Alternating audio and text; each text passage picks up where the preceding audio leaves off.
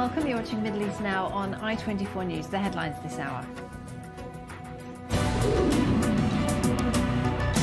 The IDF published satellite footage of the damage to Yemen's Hodeidah port after Israel's first ever strike on the country. The UAE signals it's willing to send troops as part of a force to stabilize post-war Gaza. And it's 50 years since Turkish troops invaded the Mediterranean island of Cyprus, leaving it divided to this very day. We begin with the rapid escalation in the conflict between Israel and Yemen's Houthis. Israel intercepted a land-to-air missile that was fired at the Red Sea city of Eilat earlier. That follows the first ever Israeli airstrike on Yemen, a strike which turned the Houthi-controlled port of Hodeidah into a giant fireball, killing 6, according to the Iranian-backed group. Well, that in turn was retaliation for a deadly Houthi drone strike on Tel Aviv on Friday. Our Joe Brown has the latest. A serious escalation in Israel's multi-frontal war. Following a deadly drone attack on Tel Aviv, the Israeli Air Force has struck a weaponry depot in Hodeidah, a port city in Yemen, under the control of the rebel Houthi militia group. We targeted the port area because it is considered a supply source for transporting Iranian-made combat means from Iran to Yemen and is considered an important economic source for Houthi terrorism. In the port area, we targeted dual-use terrorist infrastructure, including energy infrastructure. According to Yemeni media, at least 3 people were killed in the blast, with dozens injured. Social media was ablaze with footage of the fires caused by the strikes on the fuel depot. This was less than 48 hours after the Houthis claimed responsibility for the drone attack on a building in central Tel Aviv that killed 1 Israeli. The IDF has called this attack Operation Outstretched Arm, but perhaps another biblical quote would be more fitting. And if any mischief follow, then thou shalt give life for life, eye for eye, tooth for tooth. I have a message for Israel's enemies. Don't mislead us. We will protect ourselves in every way, on every front. Anyone who harms us will pay a very heavy price for their aggression. The Iran-backed Houthis have caused chaos in the Middle East throughout the war.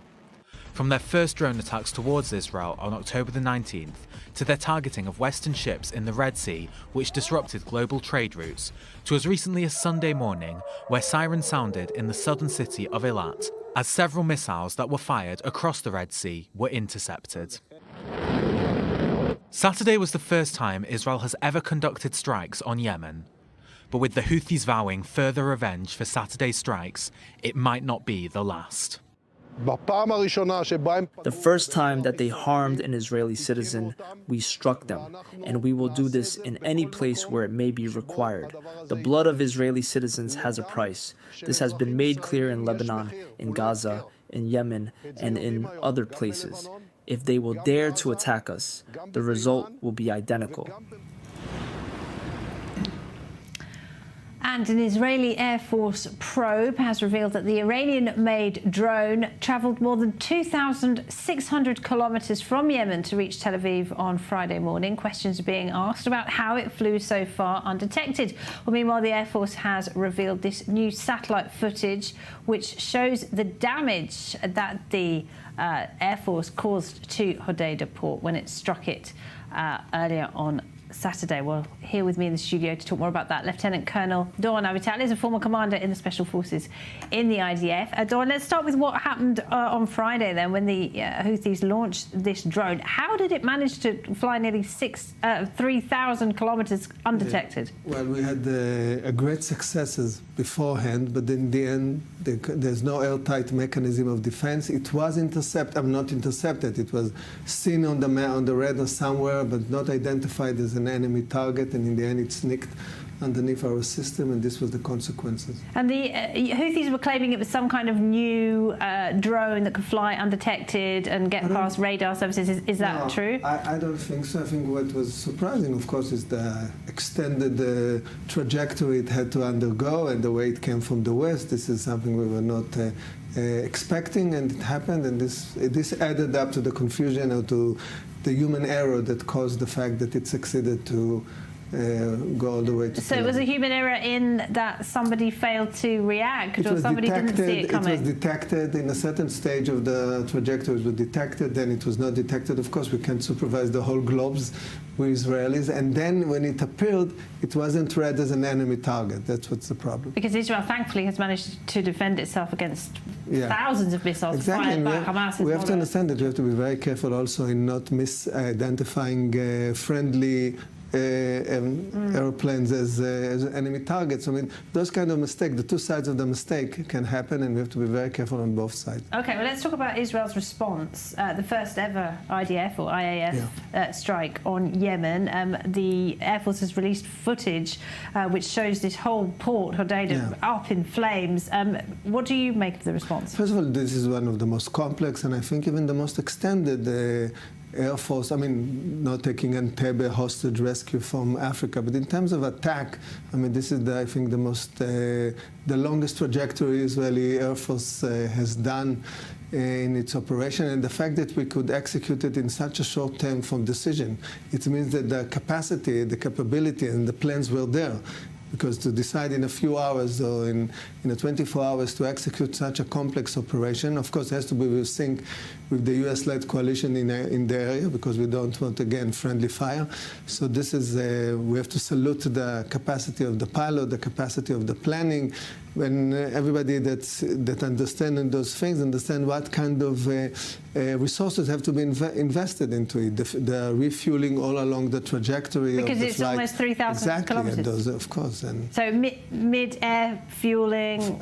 Along the way, all the time. Dozens of jets. Exactly, and of course also we have to prepare the possibility that something would go wrong. So you have to prepare forces that might, in some context, maybe use the Navy, can rescue pilots if there was some malfunction or whatever. Things like this can happen everywhere. It happens to us in Lebanon in the 80s. It can happen in such a complex operation. This is one of the most successful operations the Air Force has done ever, and I think we have to salute the pilot, the Air Force, the Israeli Army. All right. Doron, for now, thank you very much. Well, the suicide drone that was launched by the Houthis in Yemen was their latest move to signal their support for Hamas. But what makes a Shiite tribal group decide to join a war more than 2,000 miles away? Our Middle East correspondent Ariel Osseran breaks down who the Houthis are and why they've chosen to attack Israel.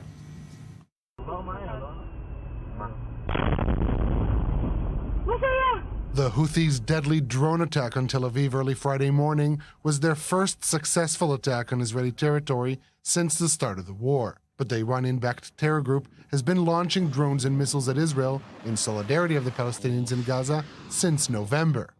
In the Red Sea, particularly in the Bab al-Mandeb Strait and its adjacent Yemeni territorial waters, our eyes are open for constant monitoring and searching for any Israeli ship.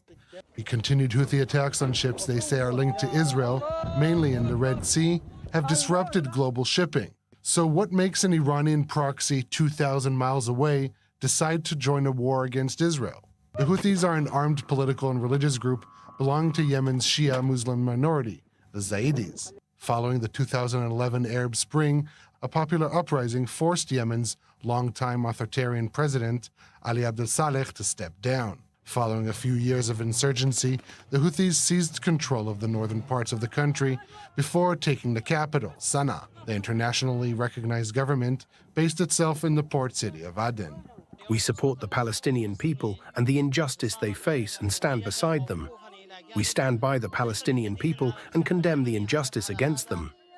The Houthis claim to be part of the so-called Iranian Axis of Resistance. They launched multiple drones and missiles at Israel in the massive Iranian attack back in April. And after showing solidarity with Hamas in Gaza and Hezbollah in Lebanon, they've recently begun cooperating more and more with pro-Iranian militias in Iraq in attacks against Israel. The Yemeni armed forces will persist in carrying out their joint military operations with the Iraqi Islamic resistance in support of and solidarity with the Palestinian people until the aggression stops and the siege on the Palestinian people in the Gaza Strip is lifted. And so the Houthis have succeeded where Iran has so far failed, and Hezbollah hasn't dared even to try, directly striking Tel Aviv.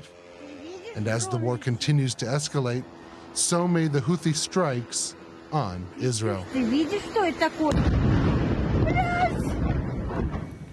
And our Ariel Osseran has been speaking to the former spokesman for the Houthis about Friday's attack. Take a listen. أعتقد أن قصف تل أبيب ومقتل مدنيين إسرائيليين هو تجاوز للخطوط الحمراء لم تتجاوزها إيران، لم يتجاوزها حزب الله، لكن الحوثيين لأنهم جماعة لا يضعون احترام لليمنيين ولا يهمهم مصالح اليمنيين ولا اقتصاد اليمن، لا يكترثون لهذه النتائج. Saudi Arabia has called for maximum restraint after Israel's strike on Hodeidah port. Riyadh and its allies tried and failed to defeat Yemen's Houthis over several years, and both countries have in the past suffered direct attacks by the group. Well, to talk more about the escalation and the impact on the region, we're joined by Hossein Abdul Hussein, Research Fellow at the Foundation for the Defence of Democracies, the FDD. Good to see you, Hussein. So Hodeidah port has played an important role, hasn't it, in the conflict in Yemen. We have seen in the past Yemeni forces, the pro-government forces backed by the Saudis and the Emiratis, trying to attack the port and get in there back in 2018, but the Houthis chased them off.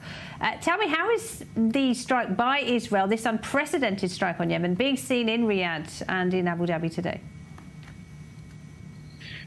Well, it's in terms of governments, I think the statements that you just alluded to, this was a routine statement that didn't really mean much. But from what I've seen on social media and from talking to friends in the Gulf, I think they're thrilled, they're ecstatic, they're happy to see that this port that they tried to shut down, this is probably the main lifeline for the Houthis, whether in terms of arms that they receive from Iran or energy or any other kinds of exports. Now, Saudi Arabia has tried to impose a siege on this port, and this step has been contentious between the two sides. But neither the Saudis nor the Emiratis have succeeded in actually bombing the port and slamming the Houthis, just such a slap on the face like Israel did yesterday. And for doing so, I think I saw many Saudis and Emiratis celebrating this, of course, without specifically saying that they're taking the side of Israel, but suffice it to say that they were happy to see it happen. Are they not concerned that some of the blowback might be coming their way?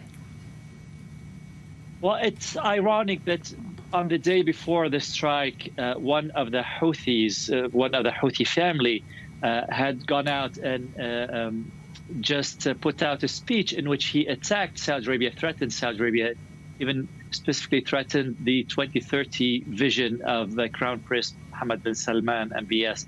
So the second day when they got this, when they got struck, they came back and they said every Arab government has to show solidarity with us. And the Saudis clearly, I mean, most Saudis on social media said, but yesterday you were attacking us. So they don't have friends. The Houthis don't have friends, and most of the Arabs in the Gulf want to see them defeated, and I think that strike yesterday was one big blow to the prestige of the Houthis more than anything else. And it was a big strike by Israel. Multiple jets taking part in this unprecedented show of strength. Do you think then, discreetly behind the scenes, the Saudis might take this as a good opportunity to recognise Israel? Will it make them more likely to join the Abraham Accords? Absolutely. The Israeli strike on the Houthis makes it more reasonable for the Saudis to join the Abraham Accords, normalize ties with Israel, especially when measured against the 10-nation coalition that the United States formed a few months back to take on the Houthis.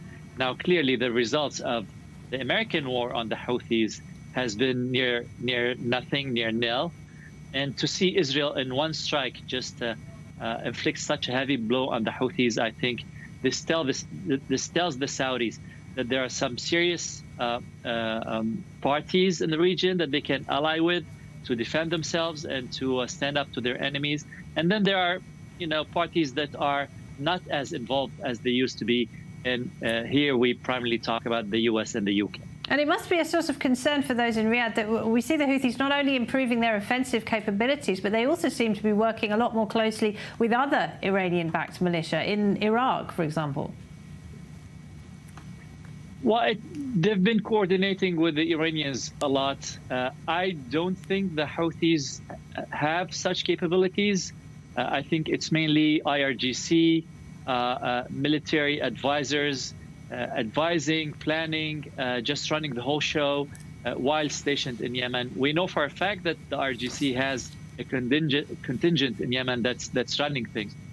So the Houthis are just there to make noise and to deliver speeches, but their capabilities, I think, are being honed mainly by RGC, whether by training them in Iraq or by stationing Iranian military consultants and advisors in Yemen. Hussein Abdul Hussein at the FDD, thank you very much. Thank you. Well, the Houthis' strike on Tel Aviv marks an alarming new stage in the war and demonstrates just how far their military capabilities have evolved. Now, a new report in the Wall Street Journal claims the US has been trying to stop Russia from sending advanced anti-ship missiles to the Houthis in retaliation for Washington's support for Ukraine. Our Yana Suriadnaya reports on the growing ties between Moscow and Iran and its proxies. ההסברים לכך שרוסיה מוצאת את עצמה באופן ברור יותר בצד של חמאס נעוצים באינטרסים רחבים הרבה יותר. רוסיה מהדקת את השותפות עם מה שמכונה ציר ההתנגדות, מתוך האינטרסים האזוריים, אך גם האנטי-מערביים. כעת המטרה היא להסיט את תשומת הלב של המערב מאוקראינה, לתת תמורה לאיראן על הסיוע במלחמה, ולעודד יצירת כאוס ומשבר חדש שבו ניתן להאשים את וושינגטון. היא טעות כמוצאת שלל רב על כל אזור של בעירה, כי ככל שהוא ידלק יותר מהר, חלק ניכר מהלבה שיש באוקראינה יוסט למקומות אחרים. Putin has concluded that because Israel is now in a very difficult situation, the cost of worsened relations with Israel אז למה מתורגמים היחסים האלה בפועל? עסקאות נשק מרובות ומשודרגות עם האיראנים, ייצור משותף של מל"טים בתוך רוסיה, שיתופי טכנולוגיות לשיפור מערך ההגנה, סיוע טכני עם לווייני ריגול איראנים וייתכן גם שיתופי ידע בתחום הגרעין. במקרה של חיזבאללה ורוסיה, קיים מערך דו-כיווני גובר בשבע השנים האחרונות לצורך עקיפת הסנקציות המערביות. הנשק הרוסי מוצא את עצמו בידי חיזבאללה עוד מימי מלחמת האזרחים בסוריה. כמו כן, לפי הערכות מתקיים שיתוף פעולה באימון הכוחות הרוסים הנלחמים באוקראינה בשימוש בכטב"מים איראנים בשטח סוריה. במקרה של חמאס, מדובר בשטח אפור. אין עדות לסיוע ישיר, אך לא מעט נשק סובייטי נמצא בשדה הקרב בעזה. חמאס עוסק לדבריו גם בייצור מקומי של נשק רוסי. הוול סטריט ג'ורנל גם מצביע על העברה של מיליונים לארגוני טרור בעזה דרך ערוץ הקריפטו הכי פופולרי ברוסיה, גרנטקס, העוקף ביעילות את הסנקציות האמריקאיות. ביחד במשך שנים רוסיה, איראן והפרוקסי שלה לא רק עוקפים את הסנקציות, אלא גם מממנים ומחמשים זה את זה. לאיראן יש ידע מאוד מאוד גדול באיך עוקפים סנקציות, כי זה אצלה מאז שהיא נוסדה במתכונת החדשה ב-79 כמעט. לרוסיה יש בעצם את הקשרים ואת ההקשרים שלה. אני רואה את חיזבאללה עם רשת המבריחים שלו שיש לו בעולם בחלקים שונים, גם באירופה וגם בדרום אמריקה ועוד כהנה וכהנה, וגם כמובן במזרח התיכון. אני רואה אותו קבלן מבצעים של שתי... העדות הראשונה ליחסים הכלכליים האלה נחשפה ב-2018 בידי משרד האוצר האמריקאי. רשת שדרכה המשטר האיראני סיפק מיליוני חביות נפט למשטר אסד באמצעות חברות רוסיות ובראשן פרום סיריו אימפורט, הכפופה למשרד האנרגיה הרוסי. במקביל, כחלק מהרשת, הבנק המרכזי הסורי העביר מזומנים לארגוני חיזבאללה, חמאס ומשמרות המהפכה. למרות שלפי הערכות לא איראן ולא חיזבאללה ידעו על מועד מדויק של תחילת המתקפה באוקטובר, שניהם סיפקו במשך שנים את הסיוע לחמאס. ברוב המקרים מדובר בהברחות ולא במשלוחים רשמיים, אך ממצאים מצביעים על כך שב-7 באוקטובר חמאס עשה שימוש בנשק מתוצרת איראנית, סינית, רוסית וגם צפון קוריאנית. יש כאן מחזור חיים לנשק הזה. חיזבאללה, כשמתיישן אצלו משהו, הוא מעביר את זה. הנשק הישן הזה מפנה את מקומו, ובעצם יש כאן נשק יותר מתקדם שנשלח או מרוסיה או מאיראן לטובת החיזבאללה. חמאס גם התמקד במשך שנים בייצור עצמי של תחמושת, לטענתו בסיוע הרוסים. مصانع كلاشينكوف ورصاصته رصاصة كلاشينكوف عم نصنعها بالإذن من الروس عم نصنعها في غزة صرنا. מאגרי הנשק של ארגוני הטרור בעזה כוללים גם נשק מתוצרת סובייטית מהמאה הקודמת, אך גם לא מעט נשקים חדישים יחסית, שאין לדעת אם סופקו בידיעתם של גורמים רשמיים. Russia does not prohibit secondary arms sales, and therefore it is very easy for corrupt officials in other countries that when their country purchases Russian weaponry to somehow find their way into third or perhaps even fourth parties. And that is why the tracing process of figuring out how did these weapons specifically end up here is so difficult. I think Putin has communicated indirectly through all of, again, the entirety of his responses post-October 7th, that no matter how hard he has attempted to cultivate good ties with Israel and balance that with good relations with Hezbollah, Hamas, and Iran, ultimately he's no friend of Israel. Well, to talk more about Russia's ties to Yemen's Houthis and Iran's other proxies, we're joined by Ksenia Svetlova, Senior Non-Resident Fellow at the Atlantic Council. Thank you very much for being with us, Ksenia. So, according to this report in the Wall Street Journal, US officials have been actively trying to prevent Russia from arming the Houthis. I mean, how did this evolve? Did Washington fail to see this relationship developing? Well, I think that, Washington unfortunately failed to see many Russian relations developing in the wrong side, and this was one of them. There were rumors that Houthis are there in Moscow a few months ago in order to get some weapons. And there were actual speculations in Russian media, and we did not see any follow-up much in the West. But of course, it was very worrying for Israel. And I think that, I saw maybe one or two reports on that in the Israeli media, but not more than that.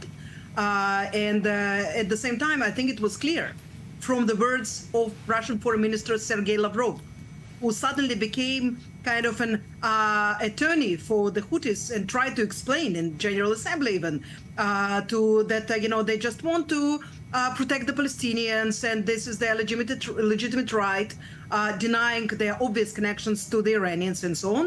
And when you have Hamas visiting Moscow, Houthi visiting Moscow, Hezbollah visiting Moscow, and then cordial relations with the Iranian Republic of Iran, Islamic Republic of Iran, you understand all of this, they're one puzzle. All of them come together. So Russian weapons in this way or another, through Iran, through other proxies, is probably going, as we speak, to Yemen, to the arms of the terrorist Houthi group. We're also hearing that the Saudis managed to talk the Russians out of a previous attempt to arm the Houthis. Do you think there could be a role for the Gulf states and their relationship with Israel? Well, I believe that, the Gulf states, they are trying to continue with this balancing act vis-a-vis Russia because they do understand their nefarious potential for the growing Russian and Iranian cooperation in the Middle East. I think that it is clear for them. It should be also clear for Israel that this kind of cooperation can result in a much more strong alliance of the states and more weapons and more money to their proxies, and therefore more chaos and destabilization in the Middle East. This is what Russia wants. This is what Iran wants for our region. I think that only if we will act together with the Gulf states, Israel, the Gulf states, all of the moderate powers of this region, including moderate Palestinians, by the way, who are suffering from what the Iranian proxies have done to them, just like as the Yemeni people are suffering from what the Houthis that are supported by Iran are doing to them. Only then we actually have a chance to stand together against this kind of evil. Well, the polls show that there could be a change in Washington come November, and the former President Trump and his allies have been accused of being somewhat lukewarm on their support for Ukraine. Are you concerned about the ramifications of that? Well, I believe that if there will be less support for Ukraine, then Russian victory over Ukraine and in general Russian victory in Europe will be much more probable, and it spells bad news for every defender of democracy around the world, whether it's in Europe, whether it's to Israel, whether it's to US, of course, itself. I believe that that the consequences will be felt also here in the Middle East. We are all connected together in this global world. And I do hope that if this change in the White House indeed will happen by November, then there will be enough time for the, perhaps revisiting the promises and perhaps backing away from them. Because eventually, I believe that, any president of the US should be interested in making America strong. Letting Putin win will not make America strong, and it will not make the democratic and liberal world stronger. Ksenia Svetlova, thank you very much indeed. Thank you. A very quick word from you, Doron Avital. Well, we are in the midst of a regional conflict. It can always go global, and we have to understand what the partners and we Israelis have to understand what is the coalition that we are part with and be a constructive player, both in the battlefield, but also, as you've been talking about the Biden initiative, call it Trump initiative, whatever would be the second floor of the Abraham Accord, it will require also from us to do some step in the context of the Palestinian conflict. All right, Doron Avital for now. Thank you very much indeed. We're going to take a very short break. When we come back, we'll talk about that other Iranian proxy, Hezbollah, which has been firing on northern Israel today. That's next.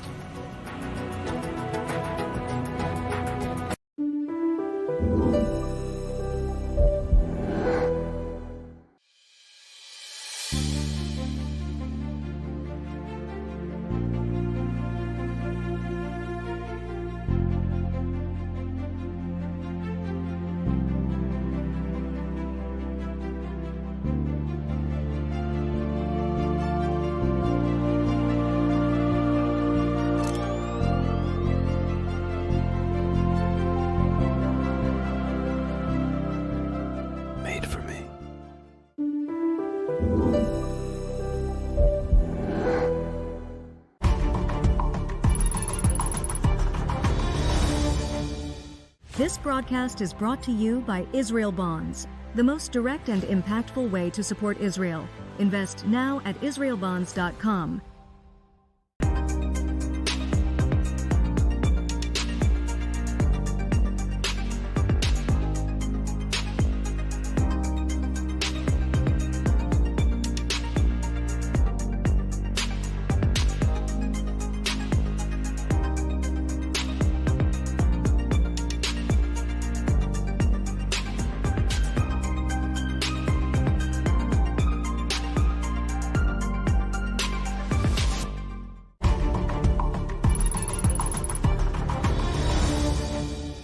This broadcast is brought to you by Israel Bonds, the most direct and impactful way to support Israel.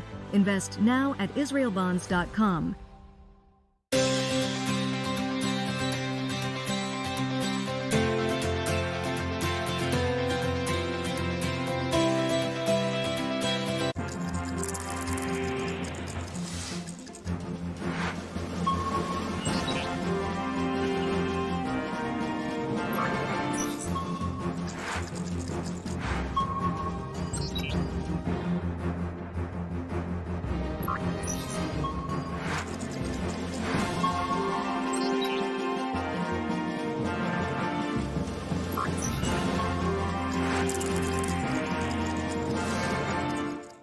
Shalom. ¿Qué me trae por aquí? La necesidad impostergable de 600 millones de hispanoparlantes que ahora necesitan escuchar el mensaje judío e israelí en tiempos difíciles. ¿Cómo lograrlo?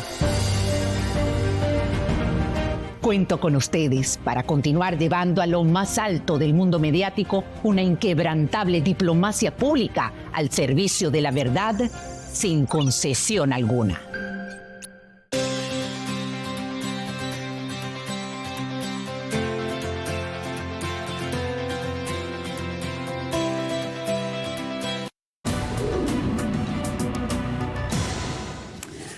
Welcome back. Now, sirens have been blaring across Israel's northern communities this Sunday amid a barrage of rockets fired by the Iranian-backed group Hezbollah in Lebanon. One slammed into an empty school in the kibbutz Dafna. Well, let's go to the north of Israel. We're joined now by our correspondent, Balich Sladin. Balich, what's happening? Yes, sirens went off in the Western Galilee about an hour and a half ago. Apparently, 4 drones were fired from south of Lebanon toward many towns, at least 14 towns we've heard the sirens in. And 1 drone fell in Hanita on a children's playground. Of course, this town that is very close to the border has been evacuated, so there are no casualties, but damage, of course, was caused, and fire as well broke out in Hanita and other areas as well. Of course, the temperature, the very hot temperature here in the north is not helping the firefighters to deal with the fire, but everything is under control from what we understand. You mentioned as well that rocket that fell in a school in Dafna. Dafna is a school that, or actually kibbutz, excuse me, that has been evacuated as well. So there are no casualties, but of course hitting a school, especially now when everyone's talking about the possibility of coming back before the beginning of the school year on the 1st of September. This is something that gives a sign to the situation here and gives more reasons for the residents of the north to be angry with the government and demand action against Hezbollah. This whole attacks, let's call them, I don't want to call them an escalation, because this is the normal situation here in the north, is happening after 2 Israeli airstrikes, one in Hula. Apparently, Hezbollah members has been hit. The Israeli side is saying that a terror cell has been hit there. From this morning, 3 Hezbollah members has been announced killed or dead, according to what Hezbollah's official account is saying. Also in Aidalun, Hezbollah is saying that some civilians were wounded as a result of that airstrike, and because of that, they are targeting Israeli towns that hasn't been evacuated in the north. Again, no casualties on the Israeli side. Also, 1 attack on Tyre earlier this, or actually during the night, last night, where 1 ammunition storage apparently was hit by an Israeli airstrike. We've heard, or there has been lots of fire there, and even secondary explosions because of the ammunition that is in that storage. So it's not really the usual tit for tat. We're seeing that Hezbollah is increasing their attacks, and everyone is, of course, seeing this in the background of the escalation with the Houthis because of the possibility of coordination between Hezbollah and the Houthis, as well as the militias in Iraq against Israeli targets, especially in Haifa, for example, the oil refineries. Balich, thank you very much indeed. Balich Sladin there, up in the north of Israel. Well, with me in the studio this hour, Lieutenant Colonel Doron Avital is the former commander of the Special Forces in the IDF. Good to see you, Doron. So, I mean, of course, the Houthis have been dominating the headlines for the last 48 hours, but Hezbollah are certainly trying to get themselves noticed once again, firing a barrage of rockets today. Do you think there is a certain level of coordination between Hezbollah and Not in the sense that some people might think that there's some headquarters and they send missions. Of course, those proxies of Iran also with Iran. They are independent in some sense, but of course funded, trained by Iran, and also in terms of technology. So it's not this kind of coordination.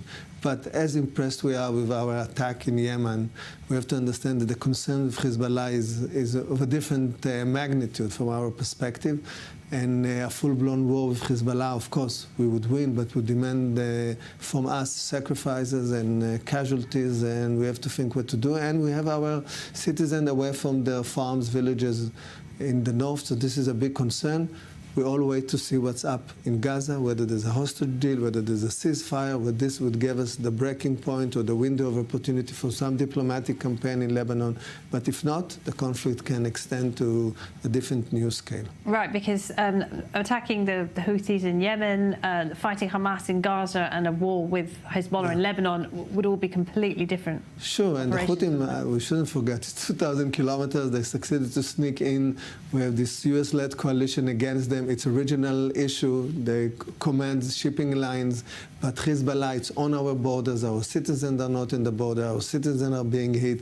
We lost a couple, a young couple in the Golan Heights only a few days ago from a rocket that fell on their car. So this is something we cannot contain for long, not economically, not security-wise, and a solution or resolution would have to come this way or another. All right, Doron, for now, thank you. Well, Israel's Prime Minister Benjamin Netanyahu is set to address the US Congress later this week. But here, there have been large protests urging him not to go before a deal is reached to free the hostages. 120 people are still being held in Gaza. More in this report by Joe Brown and Emmanuel Honora. Stuck between Iraq and the hardliners, Benjamin Netanyahu is in an unenviable position. Ahead of his speech in front of Congress on Wednesday, the Israeli leader is under fire for traveling to D.C. without a hostage deal. He has already been slammed by the opposition for this. Are you going to stand on the stage in Congress and say there, I agree to the hostage deal, we're bringing home our children, our girls? If you don't say that, don't go to Washington. Go to Qatar, go to Cairo, stay here and hold discussions around the clock until you reach a deal. Don't go give a speech in the air-conditioned Washington while the hostages are dying of suffocation in Gaza's tunnels. But now, Netanyahu has his own coalition to think of. 8 members of his Likud party have sent him a list of demands needed for a hostage deal, which they call their red lines. This includes all hostages getting released in the first phase of the deal, the IDF maintaining full control of the Rafah border crossing, which has been used to smuggle weaponry into the enclave, and to prevent displaced Gazans from returning to their homes in the north. However, the ultra-Orthodox Shas party has put more pressure on Netanyahu, writing in a letter to the prime minister that the conditions are currently right to agree to a deal to bring the hostages back. The letter also asked Netanyahu not to fear far-right members of his coalition who have threatened to collapse the government if a deal is signed. This follows several Likud members who have called on the prime minister to fire Finance Minister Bezalel Smotrich for threatening to leave the government if a deal is signed. But with Netanyahu flying across the Atlantic without a deal, Saturday's weekly hostage protest focused on one thing in particular. And the subject of this rally is still the deal now and then, only then, go and travel to the US, for, of course, the Prime Minister.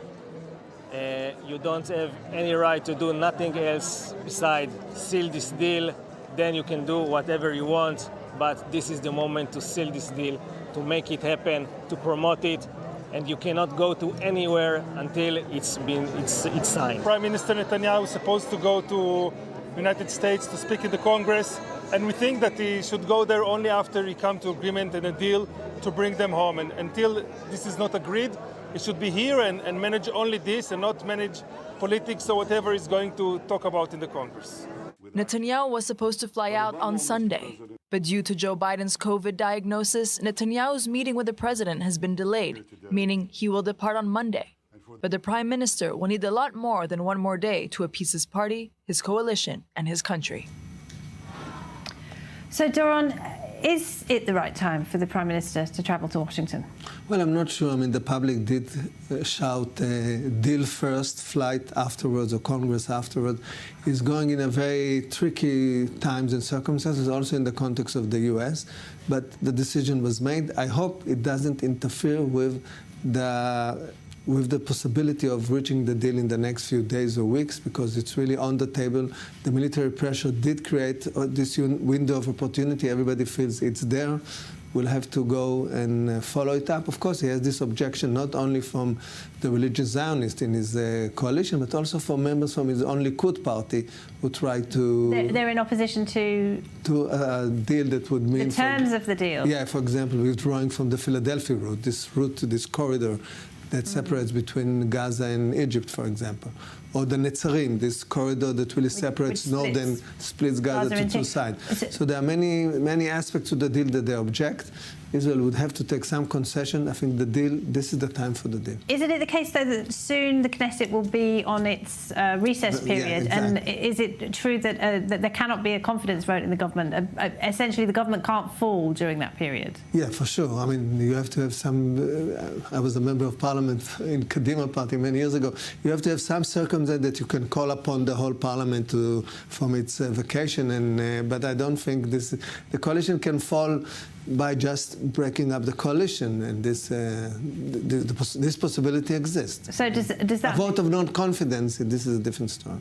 But does that mean that Israel is more likely to reach a deal to free the hostages if there isn't that pressure? I think the on weight on Bibi's shoulder would mean that he would have to go for a deal. This is my feeling, and maybe he would risk an election where a deal is behind him. Maybe he would feel that he can't extend this kind of a coalition going forward, and we try to get support from people like Benny Gantz that will support him in the context of a deal. But he is a very shrewd politician, and he knows that he can get their support for the deal and not get their support in the elections. So he's really much trying to maneuver in this domain. He also wants to wait to the election in the US, which he's making his bet on in terms of who would be elected. So this is a shrewd politician maneuvering his way, but Israel as a society, as a state, needs the deal now. Just your views on the deal that's on the table then, as a military man. Yeah. I mean, what would it mean if Israel was to give up control of the Philadelphia corridor? Okay, so it has to, people that sometimes don't understand the full implication of holding the Philadelphia route. Because if you hold the Philadelphia route, in some sense, you contain Gaza. If you contain Gaza, some people might ask, as the Secretary General of the UN said, you command Gaza. And we have no intention to command Gaza and take responsibility on the life of the Gazan citizen. So we have to work out a delicate balance here, how to be able to operate militarily and prevent smuggling from Egypt. I think it was Herzl, the chief of staff, who talked about technology serving this purpose and not us really physically staying on the Philadelphia route. And I think part of the agreement would be us withdrawing from the Philadelphia route, and this is really where some of the problems reside right now. Okay, Doron, for now, thank you. Well, the United Arab Emirates says it would be willing to join a multinational stabilization force in post-war Gaza. Britain's Financial Times newspaper cites the UAE's Lana Nusseibeh, the envoy to the United Nations, who says that Emirati troops would be willing to take part if invited by the Palestinian Authority. It's the first time an Arab state has signalled its willingness to assume a role in a post-Hamas Gaza. We're here to talk about that. We're joined by Luai Al-Sharif, peace activist and expert in Arab-Israeli relations. He joins us now from Abu Dhabi. Great to see you, Luai. So what exactly is Envoy Nusseibeh saying then? Would this mean actual Emirati soldiers, actual boots on the ground in Gaza? Yes, it means actual boots on the ground in Gaza if invited by the only representative of the Palestinian people, which is the Palestinian Authority. Even though the Palestinian Authority, Laura, goes through lots of problems, there are so many criticism when it comes to the Palestinian Authority, but it's the only representative of the Palestinian people. And of course, the UAE and moderate Arab states will never deal with factions like Hamas or Islamic Jihad or any other factions that do not really represent the aspirations of the Palestinian people. But this is not the first comment, Laura. The foreign minister of the UAE, when he actually responded to what Netanyahu said on Dr. Phil, he said it clearly that the UAE is willing to help the Palestinians if invited by the representative of the Palestinian people, and if that comes in a plan to have a pathway to a Palestinian state. As you say, though, the Palestinian Authority isn't perfect. It does have problems. The Americans want them to take over in Gaza as well. We know that the UAE have raised objections about corruption in the PA. Have they done enough with their reforms to convince the Emiratis that corruption won't be a problem? I don't think so, but I think they have no other choice. They have no other choice but to prove that they are the only one. They are the only ones who are capable of running the territories, at least in Gaza, to take over, because now no one wants to deal with Hamas, no one wants to deal with Islamic Jihad or with other militant groups that we know very well are the extensions of the Muslim Brotherhood. So the PA is the only hope. But have they done enough reforms that would satisfy not only the UAE, but the UAE, Saudi Arabia, and other moderate Arab states? I don't personally think so. I have my own doubts. I'm very skeptical when it comes to the Palestinian Authority, but there is no other option at the moment. Well, the UAE would also want guarantees, wouldn't it, on the creation of a Palestinian state. How could Arab states like the UAE prevent terrorists like Hamas from taking over again, or indeed Iran? Well, that's my personal assessment, and that's my personal view on how things would move forward if there was a Palestinian state. Of course, it has to be a demilitarized state. This is the only way to make sure that nothing like October 7 will be repeated again. But to have a Palestinian state with the capacity of weaponry and arsenal that would do October 7 again, or repeat what happened on October 7, I don't think anyone in the region would support that, because again and again we would be summoned here again, talk about the consequences, and then talk about the reconstruction efforts, and no one wants to go through this. So this is why I personally believe the UAE and Saudi Arabia and other moderate Arab states will never invest a penny, Laura, a penny, if that penny goes into a destruction plan in a couple of weeks or a couple of months. So this is something that has to be very clear to those who think of a future for the Palestinian people in Gaza. And separately, Luai, while I've got you here, can I ask you about the reaction in the UAE and in Saudi Arabia about Israel's very strong response to the Houthis in Yemen? I mean, we hear the official statements, but behind the scenes, you know, what do they think in the UAE and Saudi Arabia, countries that have themselves been attacked by the Houthis? UAE did not make any official statement yet. Saudi Arabia made an official statement that it's monitoring the situation, what's happening right now, and it said clearly that it did not participate in the bombardment of Hudaydah. But I just want to say one thing, Laura, something that may not really have the attention of your viewers. When the Prime Minister of Israel tonight or today announced that Hudaydah Airport is a military site, it was the same comment that was made by the Arab coalition in 2022. And there is a tweet in 2022 by the Saudi national news stating that the coalition says, or the coalition holds in its belief, that Hudaydah Airport is a military spot. It's not a civil spot, and it's the repository of the weaponry that the Houthis are receiving from Iran. But so far, no comment yet. I believe it would be similar of monitoring the situation and also wishing not to have this conflict expand, because no one wants to have this conflict expand. But of course, we all know that Israel would never thought of attacking Yemen except for that drone when it hit Tel Aviv 2 days ago. So Israel was so patient for the past 9 months, and it ran out of patience when it had to retaliate when one of its citizens was killed in Tel Aviv. Luai, we appreciate it. Thank you very much indeed, Luai Al-Sharif there. Thank you, Laura. And Lieutenant Colonel Doron Avital is here with me. And I just want to get your view to what Luai was saying about the PA. The Emiratis are saying we have to work with the PA, and Benjamin Netanyahu has said, no, we're not going to let that happen. Of course, this is clearly the case. I mean, we talk about the day after in Gaza. Who would rule Gaza? We don't want to rule Gaza. We don't want to command Gaza. We don't want to take responsibility over the civilian life in Gaza. Who can do it? The only option, of course, is the international Arab force from the moderate Arab countries as part maybe of this second floor of Abraham Accord. But it would have to include the Palestinian Authority. This is really the only single representative of the Palestinians. Of course, we hope for a new leadership, a young leadership there that is more constructive, and a new forecast also for the Palestinian case as part of this, what we call the Biden doctrine, corridor, whatever, which means also normalization with Saudi Arabia, who, whatever name it will take in the future, Trump corridor, Biden corridor, some kind of coalition with the moderate Sunnite countries supported by our allies in Europe and the US, and a forecast for the Palestinians. And of course, we've just heard Lawai talking about how the Saudis and the Emiratis see the strike in Yemen. I mean, this could be a turning point, couldn't it? I think surely we have showed our capacities and that we act. And it was nice to hear how patient we were.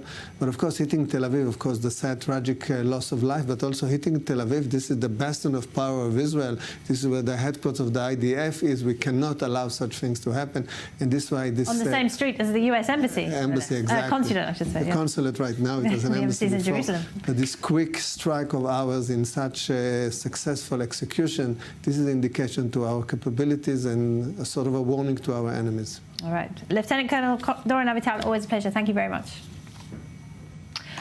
Now, it was a day of mourning for Greek Cypriots, but one of celebration for Turkish Cypriots. It's 50 years since Turkish troops invaded the Mediterranean island of Cyprus, leading to a bloody war and the displacement of tens of thousands of people from their homes. Today, Turkey occupies more than a third of the island, and Turkish President Recep Tayyip Erdogan chose to visit what Ankara considers a Turkish republic. Adadaki gerçekleri görmezden gelerek The Turkish Cypriot side needs to sit at the negotiation table with the Greek side as equals in every area. Therefore, we say, if you want a solution, then register the vested rights of Turkish Cypriots.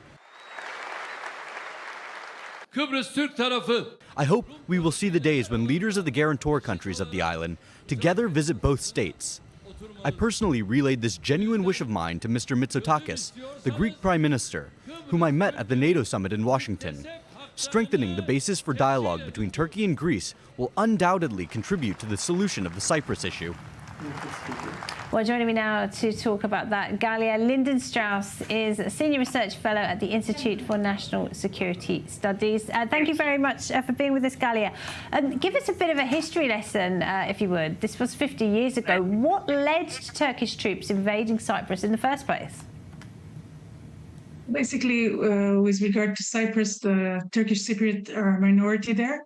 The majority is the Greek Cypriots, but if you look at the region as a whole, of course, the Greeks are the minority and the Turks are the majority. The Cypriot state was basically dysfunctional from the beginning. It worked very badly after it got independence from Great Britain. The Turkish minority was quite in a difficult situation.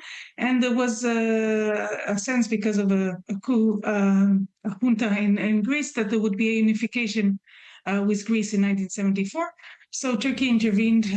Turkey is a signatory state to the Treaty of Guarantee that guarantees Cypriot independence, and Turkey intervened to stop this unification with Greece. But Turkey moved beyond just intervening. It also occupied more than a third of the Cypriot territory. And since 1974, there has been a division of the country de facto. In 1983, there's a declaration of the Turkish Republic of North Cyprus, which only Turkey recognizes. And this is the situation. There has been attempts to solve it. There was the Adan Plan in 2004. There was talks in Crans-Montana in 2017. But basically, since 1974, the island is de facto divided. And there have been efforts over the years, haven't they, to bring peace. There are two schools of thoughts, aren't they? The Turkish Cypriots would like their own independent republic. The Greek Cypriots are more in favour of reunifying the island. Is that right? Yes, and basically the international community's position is that there should be reunification of the island. That has been all the attempts of the different secretary generals have been to this effort to reunite the island under some federal agreement. In 2004, there was even a referendum that passed among the Turkish Cypriots, but did not pass among the Greek Cypriots. And also Cyprus became a member state of the EU, which also complicated matters. Since 2020, basically Erdogan and also the leaders of the de facto state, the Turkish Republic of Northern Cyprus, have pushed for the two-state solution. Well, in our context, in the Israeli-Palestinian context, the two-state solution is the preferable solution. In Cyprus, this is not the case. Basically, when you say the two-state solution, you're talking against the opinion of the international community. But on the other hand, of course, the reunification talks have been very slow in achieving progress. And the main issue remains the presence of Turkish troops on Cyprus. The Turks say we have to have them because the Turkish Cypriot minority will feel unsafe if there won't be Turkish troops. And the Greek Cypriots say, look, this is a country, a member of the EU. There's also NATO around. There shouldn't be any fear for the Turkish Cypriot minority, and there shouldn't be any foreign troops on our land. And it was one of the sticking points, of course, for Turkey not being able to join the European Union, which is something President Erdogan wanted to do. But just to give us a sense of daily life on the island, what is it like? Do the communities interact at all, or are they just completely separate? Yes, there basically has been very little violence since 1974, so it's been a very hard conflict to solve. But on the other hand, compared to other conflicts, there has been non-violence. There has been more and more opening of the what is called the Green Line between the two parts of the island. There are some things the island has to share because at the end of the day, it's not the biggest territory, and there are issues like water and sewage that there have to be some cooperation on. And there has been also trade. Basically, the Greek Cypriot, it's been lucrative to pass the Green Line and buy cheaper things in the other side of the island, so there has been some crossing to there. And also the original Turkish Cypriots are basically entitled for a European passport, so they also sometimes pass to travel abroad. So there is movement, there is some interaction, and there's no violence, luckily. And they all share a love of halloumi to this day, yet they are still a divided island. Very sad. Galia Lindenstrass, great to talk to you. Thank you very much. And that brings us to the end of tonight's show. Do stay with us here on I24 News. Caleb Ben David is up next with the rundown. Goodbye.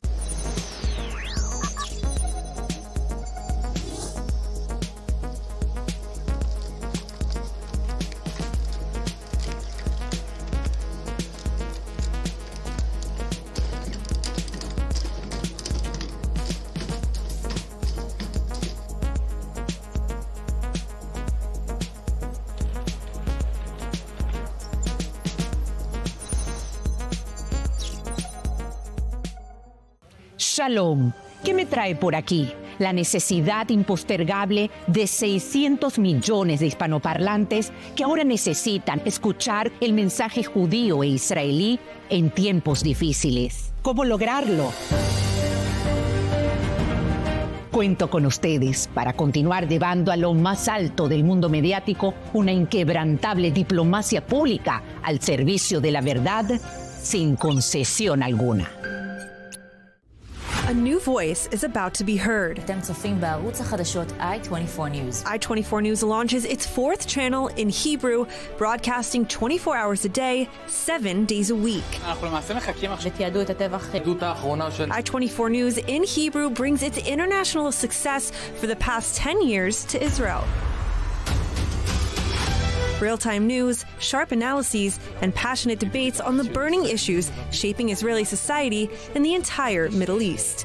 And for you, English-speaking viewers, I-24 News offers a unique, immersive experience. Every day until 11 a.m. EST, Hebrew programs will be broadcast live with English subtitles. And from 11 a.m. EST, back to your favorite shows in English. More than ever, the heart of a new Middle East beats on I-24 News.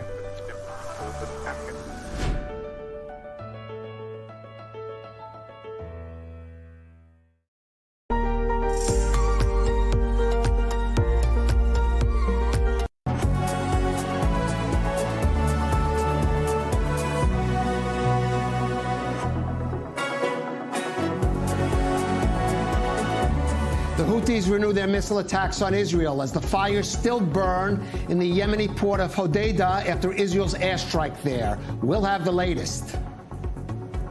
As Prime Minister Netanyahu readies to head to Washington to meet President Biden and address Congress, he's facing pressure on all sides over a hostage deal. We'll break it down. And we'll take a closer look at the growing alliance between Iran and Russia and how that is emboldening the Tehran regime in its attacks on Israel.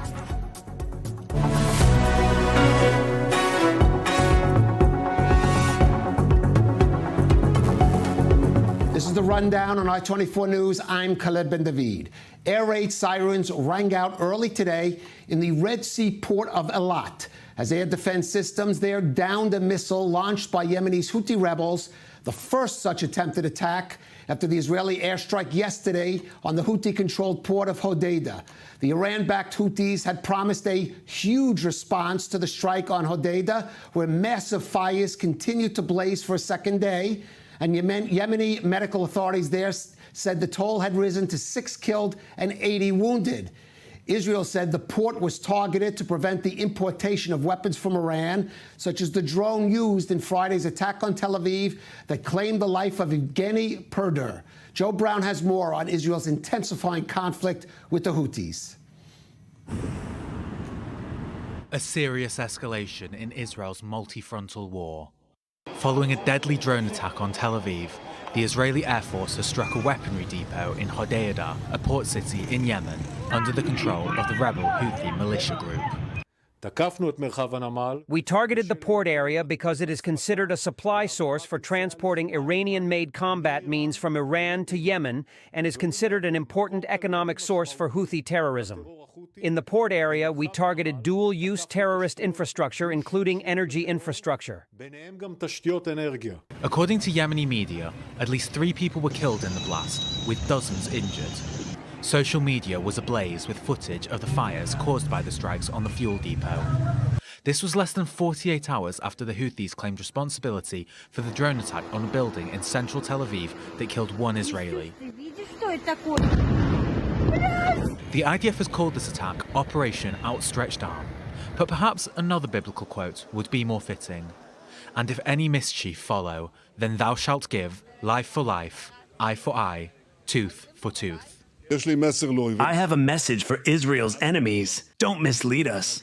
We will protect ourselves in every way, on every front. Anyone who harms us will pay a very heavy price for their aggression. The Iran-backed Houthis have caused chaos in the Middle East throughout the war.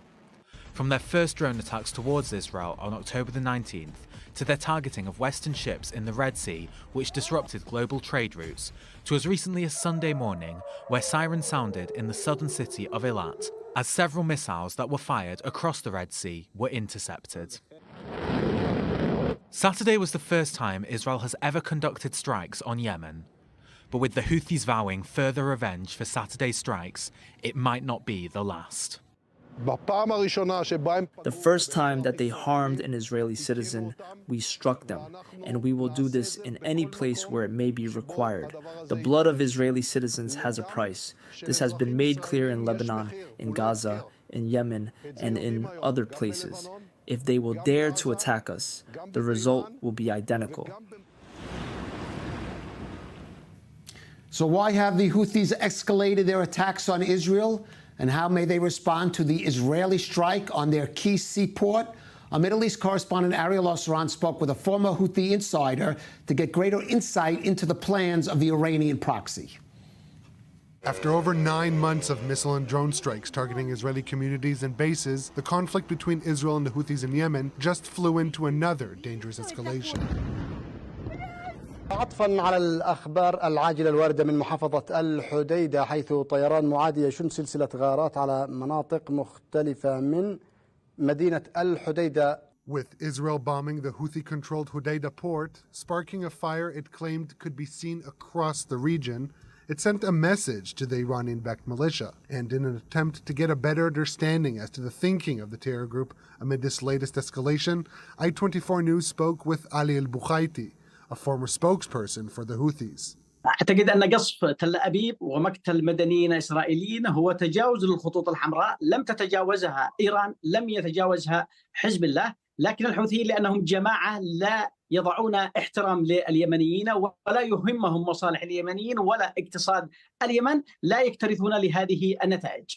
Al-Bukhaiti served as a spokesperson for the Houthis until 2015, but left after they overthrew the government in Sana'a and began oppressing their opponents. Speaking to I-24 News from London, he says the Israeli strike in Yemen, its first since the start of the war, won't deter the Houthis from further striking Israel. على العكس الرد الإسرائيلي هو في صالح الحوثيين لأنها قصفت ميناء الحديدة ومحطة الكهرباء وأماكن تخزين النفط وهذه كلها منشآت مدنية ولن تتضرر جماعة الحوثي بل ستتمكن جماعة الحوثي من تجنيد الكثير مستخدمة الصور وجثث الضحايا الذين قتلتهم إسرائيل بالأمس. لو إسرائيل استهدفت مواقع عسكرية خاصة بالحوثيين انطلقت منها طائرات أو مسيرات ولو بريطانيا أو الولايات المتحدة حتى قتلوا عبد الملك الحوثي سيكون كثير من اليمنيين سعداء، لكن استهداف البنى التحتية والمدنية وقتل مدنيين هذه جريمة حرب. وماذا عن الرد الإسرائيلي؟ هل تعتقد أنه سيرضى الحوثيين عن استمرار الضربات ضد إسرائيل؟ يجب أن يتم حل مشكلة الحوثيين حل جذري. للأسف أن الولايات المتحدة وبريطانيا والاتحاد الأوروبي أوقفوا في عام 2018 معركة تحرير الحديدة وكانت القوات اليمنية بالتعاون مع السعودية والإمارات على وشك تحرير الحديدة والساحل اليمني. الغرب وأمريكا هم الذين أوقفوا هذه العمليات. اليوم العالم يدفع الثمن، ليس فقط إسرائيل إنما العالم والسعودية وأمريكا وكل العالم. ولن نتخلص مع الحوثيين إلا إذا حلينا المشكلة من جذورها وأسقطنا سلطتهم في صنعاء وليس حرب بالقطارة هنا أو هناك لا تضر إلى المواطن اليمني البسيط. The Houthis have continued to launch these reckless attacks with no regard for the well-being of innocent civilians who are transiting through the Red Sea, and now they have unfortunately and tragically killed innocent civilians. So we will continue to hold them accountable, and we call on governments around the world to do the same. But as the former Houthi spokesperson says, 9 months of continued coalition strikes on the Houthis have not deterred the group. لن تؤدي هجمات الولايات المتحدة ولا هجمات بريطانيا ولا حتى الهجمات الإسرائيلية لتغيير المعادلة. الحوثي جماعة متطرفة يختبئ قادتها في أماكن مختلفة ولن يتأثروا بمعاناة اليمنيين، بالعكس سيوظفون هذه المعاناة وازدياد الفقر في اليمن لتجنيد عشرات الآلاف ومئات الآلاف في صالحهم، وبالأخص أن وجدان الشعب اليمني والشعوب العربية والإسلامية كما تعرف متعاطف مع القضية الفلسطينية، ومن هنا الأفضل هو اللجوء إلى تحالف دولي لإسقاط سلطة الحوثيين وحل المشكلة من جذورها. And so, with Israel joining the fray and striking Yemen directly, it hopes to deter the Iranian proxy from further striking Israel. But according to their current and former spokespeople, that is not likely to be the result. And our Middle East correspondent Ariel Osaran joins us in studio, and we are also joined from the town of Rehovot by Yaakov Lapin, host of the Lapin Assessment on Patreon and a military and strategic affairs analyst at the Miriam Institute and JNS. And a fascinating interview there. Unfortunately, a little discouraging. According to that gentleman, it's really only the international coalition. He says bringing the Houthi regime down. Let's dive into what that would entail and whether the international coalition would be invested in such a significant effort. Well, according to Ali Bukhaiti, he spoke to me from London in the United Kingdom.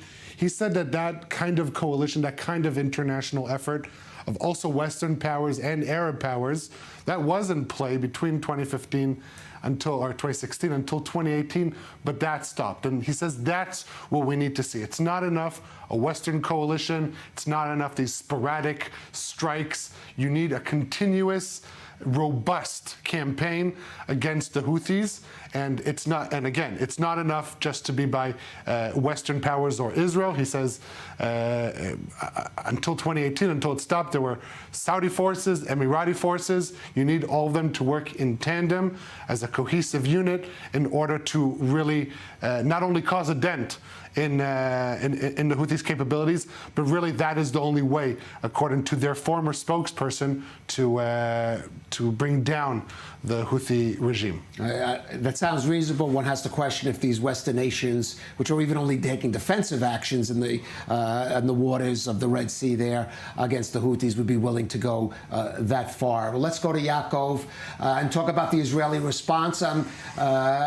I have to say, Yaakov, as more and more details come out about what happened on Friday when that drone managed to successfully penetrate Israel's air defense systems and kill at least one person in Tel Aviv, the more disturbing it sounds, because the drone was detected and tracked for hours, apparently, but it wasn't stopped. Right. It appears as if the drone was misidentified as civilian air traffic. Because it was coming into Israeli airspace from the direction of the sea, from the west, as so many civilian passenger jets do, it appears as if this is a human error because, as we already know, and as you've said, the Israeli Air Force detection systems, the radars, had this drone locked on. They had detected it. They were tracking it. But there was a human error here, a judgment error, which basically decided in all likelihood that this was a passenger aircraft. And it's quite possible that the Houthis deliberately flew in from the west to achieve that deception. Right. So that, of course, then raises the question of, A, is Israel ready, prepared for future attacks from the Houthis just based on that one incident? And how far is Israel willing to go? We heard one gentleman say it's not going to be enough by Israel to deter the Houthis, but of course Israel's going to have to respond. Where could it go from here? Well, assuming that the Houthis will continue to try and strike Israel, and they already have fired a missile early this morning that was intercepted by the Arrow 3 air defense system, the Israeli Air Force actually has plenty more targets that it could hit, in theory, in Yemen, and that includes missile storage sites, missile launch sites. And I think it's safe to assume that both the United States and Britain have passed along intelligence of those facilities to Israel. As we know, there is a coalition operating against the Houthis, albeit in a very sort of a limited and mostly defensive manner, as you've said. But in terms of targets, there are plenty more targets, I think, that Israel could strike if it decides to strike.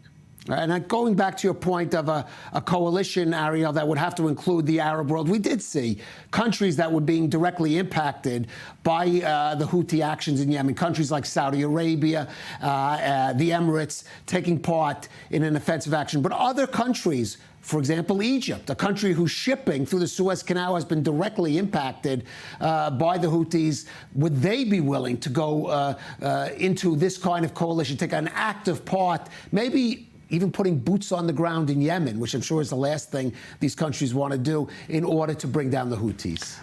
My initial, gut response would be no. Egypt is not going to send forces to the border with Yemen. But first, before we add new players to this, even though the Houthis added Egypt with their drone, didn't travel north up the Red Sea. It traveled over land, which I think also helped confuse the Israeli Air Force. It went over Eritrea, Sudan, Egypt, then cut over the Mediterranean into Israel. So all these countries were directly affected by this, with terrorist organizations, drone flying over their airspace. That's one thing. But before we add Egypt into the fray, first let's bring back the original players, Saudi Arabia and the Emiratis. But Saudi Arabia has decided, following the American response to the Houthi attacks on their soil, on Aramco sites in 2021, and they saw that they didn't really get the backing. There were also strikes on Emirati soil without in the absence. They didn't get the backing.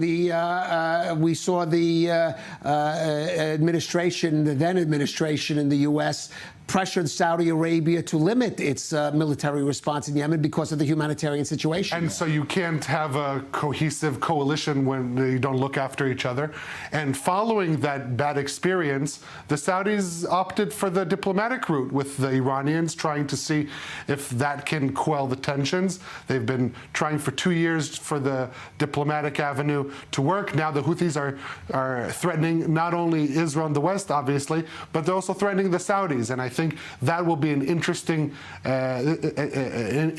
piece of play to see how that will develop, because if the Saudis join actively, that is what also the former spokesperson El-Bukhaiti says, but also I personally believe that that is what is the game changer for the coalition to put itself in a position of potentially being able to oust the Houthis. It will take a long campaign, but without the Saudis and Emiratis, I fear there's no real hope for this coalition to achieve its goals. Which brings us back to what had the Israel's response, Yaakov. And we did also see attacks, may have been planned or not, by these Shiite militias in Iraq. Maybe it was a distraction. And the question is Israel really going to have to think its air defense strategy? Because now what we're seeing seems to be coordinated attacks from different Iranian proxies attacking key areas in Israel. Never mind even, and we'll talk more in about a minute, about Hezbollah joining in the fray from the north. Yep, absolutely. Israel has been under a coordinated Iranian attack via its proxies in Iraq, in Syria, in Yemen. We're putting the flagship Iranian proxy of Hezbollah in Lebanon to the side for a moment, and this has been going on for over 9 months. Now, it's clear, and I think that the events of the recent days have demonstrated, that defense, no matter how good it is never going to be enough, and that there is simply no way around the need to systematically target and remove the capabilities, to the extent that it's possible, of these terrorist proxies. And that means where they store their missiles, where they fire their missiles from, how they smuggle their weapons in. All of that needs to be fair game for systematic Israeli Air Force targeting. And I would also add that I think that, this strike on Hodeidah port is really a watershed moment here, because there's a message that's going out to the sponsors here, to the, puppet string holders in Tehran. And that message is that if Israel feels the need to strike Iran in the future, it may not make do with nuclear sites. Iran also has vulnerable seaports with fuel terminals. The Iranian economy is heavily dependent on that oil, and that oil money is what helps fund the Iranian terrorist war machine that we've been dealing with for the past 9 months. So I think there's a message here, both in terms of the range of the strike and what was hit here. And I think the message is very, very clear, the message that has been sent to Iran. All right. And since we're speaking of the Iranian war machine, as Israel faces an intensification of its conflict with the Houthis, the battle goes on in the north against another of Iran's regional proxies, Hezbollah. The Lebanese militia launched barrages of rockets across the Israeli border today, one striking dead center at a school building, fortunately empty, in the evacuated community of Kibbutz Dafna. Meanwhile, an IDF drone struck a Hezbollah terrorist cell in South Lebanon. For more, let's go to our correspondent in northern Israel, near the border, Balir Sladin. And Balir, lucky that school building was empty, because we see how easily this conflict in the north could escalate into a point where Hezbollah widens its attacks, striking Israeli cities perhaps down south as well. Yes, exactly. It is empty. The city has been evacuated since October 8th, but let's just remember that this school was hit just a couple of months, or even less than a couple of months before the beginning of the school year on the September 1st. Of course, everybody, all the residents of the north are thinking about the possibility of coming back to their homes safely before that time because of the challenges of the situation when they will have to deal with their kids in other schools, in other locations. Specifically, Daphna has been evacuated to 14 different locations in Israel, which is, of course, something that the residents here are very angry with, and they're demanding actions from the government against Hezbollah. Also, from the other side of the border, in the western Galilee, another 4 drones were fired from south of Lebanon. One of them hit a children's playground in Hanita, a town that is right on the border. Of course, again, this town has been evacuated, but of course there has been no casualties, but the damage is obvious there. A fire has broke out in Hanita as well as other areas. The temperature here in general doesn't, of course, help the firefighters deal with the countless fires that erupted and broke out in this area.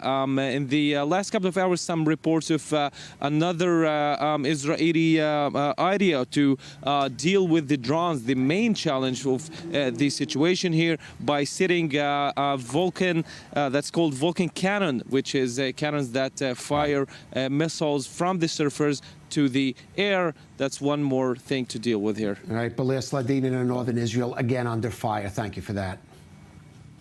Now, Prime Minister Benjamin Netanyahu is flying off to the U.S. Later this evening for a meeting with President Biden and a speech to a joint session of Congress this week.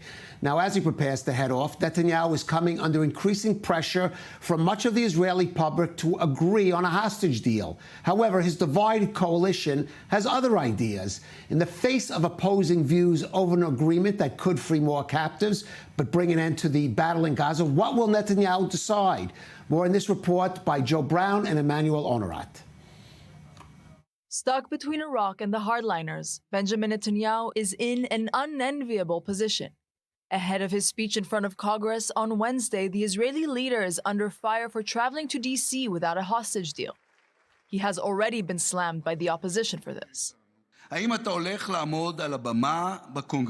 going to stand on the stage in Congress and say there, I agree to the hostage deal, we're bringing home our children, our girls? If you don't say that, don't go to Washington.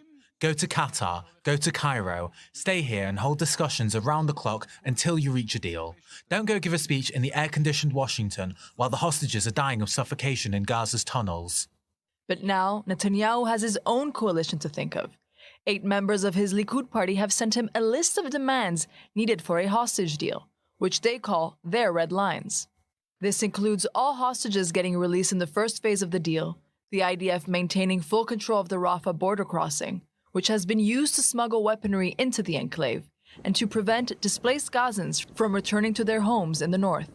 However, the ultra-Orthodox Shas party has put more pressure on Netanyahu, writing in a letter to the prime minister that the conditions are currently right to agree to a deal to bring the hostages back. The letter also asked Netanyahu not to fear far-right members of his coalition who have threatened to collapse the government if a deal is signed.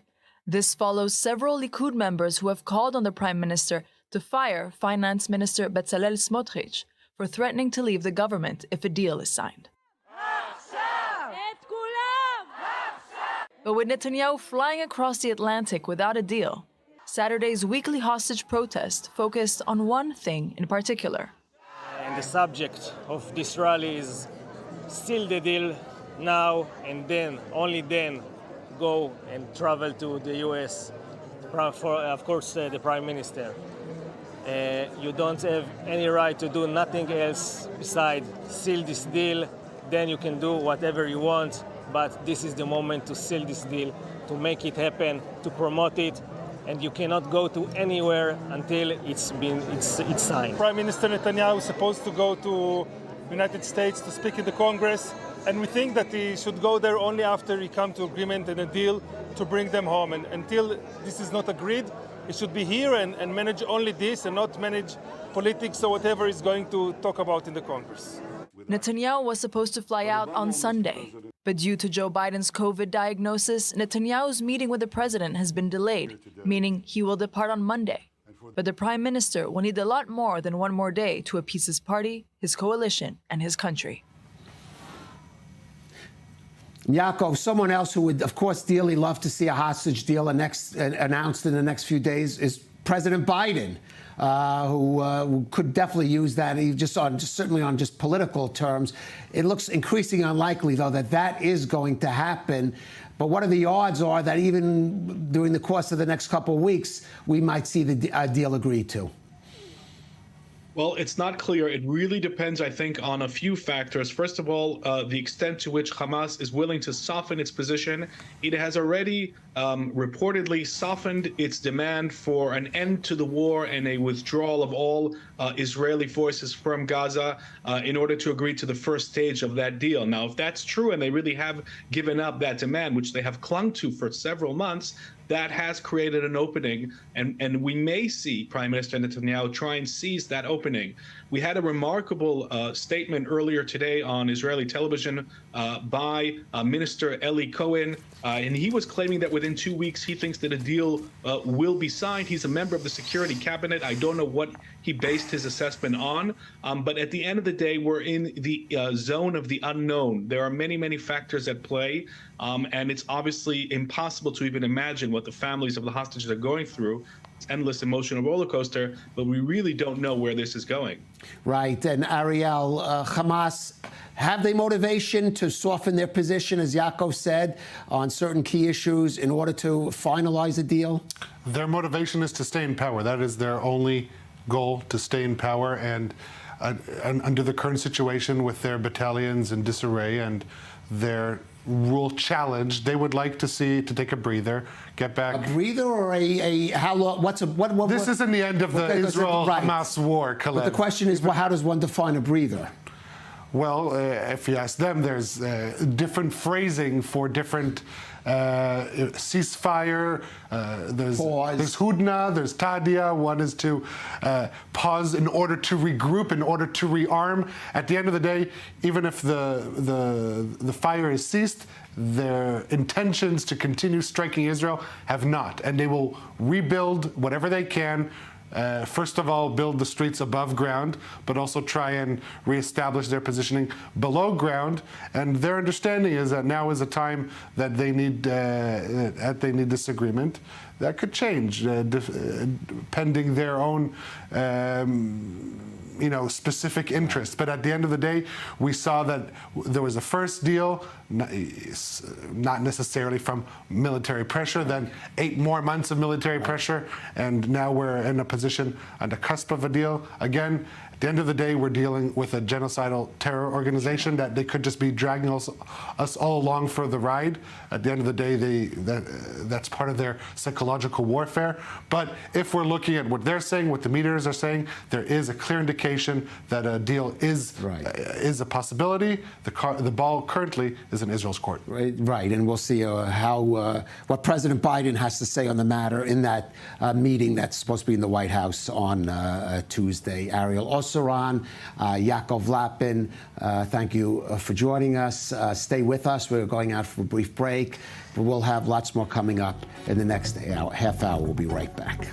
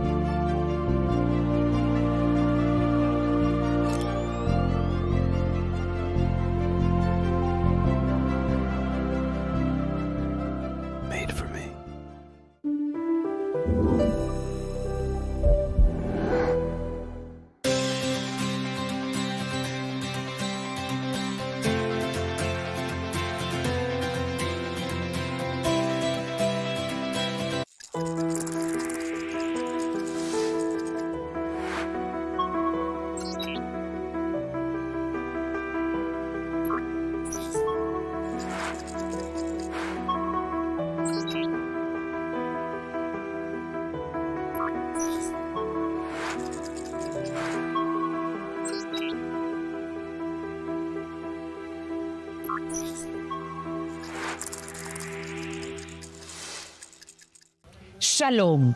¿Qué me trae por aquí? La necesidad impostergable de 600 millones de hispanoparlantes que ahora necesitan escuchar el mensaje judío e israelí en tiempos difíciles. ¿Cómo lograrlo? Cuento con ustedes para continuar llevando a lo más alto del mundo mediático una inquebrantable diplomacia pública al servicio de la verdad sin concesión alguna.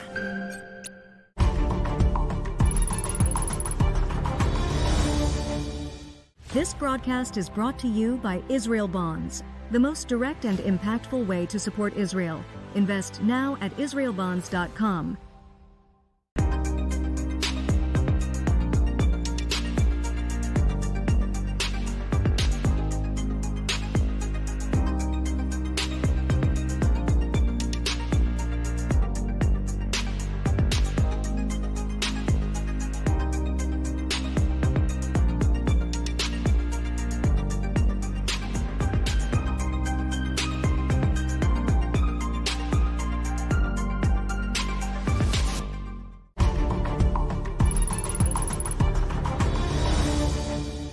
This broadcast is brought to you by Israel Bonds, the most direct and impactful way to support Israel. Invest now at israelbonds.com.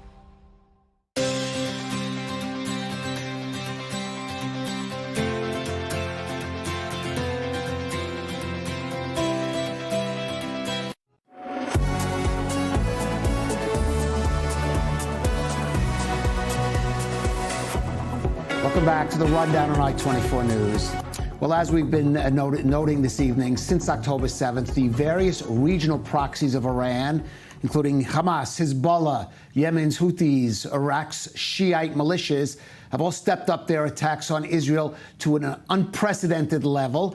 And that includes that mass airstrike which was launched from Iran itself. Now, this boldness reflects an increasing self-confidence in the Iranian regime that may in part derive from its tightening alliance with one of the world's superpowers. Foreign correspondent Yana Suryadna takes a closer look at the expanding access between Tehran and Moscow and the consequences for Israel, for the region, and beyond.